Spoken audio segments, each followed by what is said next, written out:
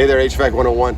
Welcome back. Today's kind of a cool little pickle that we discovered. And in our previous video, you may have remembered this big, giant 2008 3.5 ton, I think. It might be a 3.5 ton.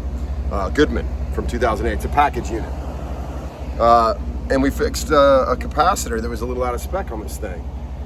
Came back and the client called because it was blowing but the compressor wasn't running, and this is about a week after we changed the capacitor. And this is the definition of a hard start, if you're familiar with this, which is a capacitor with just a relay. What's going on is the amp draw of the compressor, locked rotor amps are 121. It should be pulling 121 to get started, to get that spin for the motor to get started. And when we clamped our meter on it, this sucker's drawn 199. So she's older, she's 18 years old, and it takes a lot more oomph to get this motor going, to get this compressor going.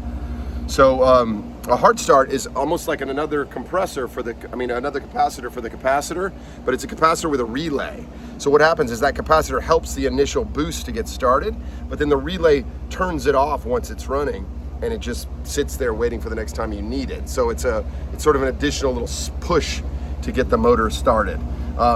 Definition of a hard start candidate, that the locked rotor amps are higher than they should be, and we're gonna get that thing so that our client gets cooling. The other thing, because these amps were so high, any connection with a little bit of wiggle room is gonna, in 2008, any of these connections that just over time had gotten even a tiny bit loose, the heat, when the current runs through that, when the amperage runs through it, would heat up, and then when it wasn't running, cool off, heat up, cool off. And so gradually that connection would make a little bit of room, even microscopically, more room, until once those wires straight up wiggle, there's gonna be an arc.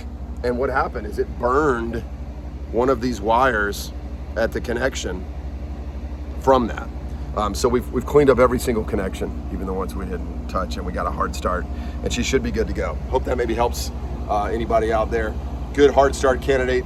Put the clamp meter on our compressor draw, and we saw that sucker was grabbing 199 locked rotor amps, and it should have been in spec at 121. HVAC 101. Hope this helps somebody. Service with class. See you next time.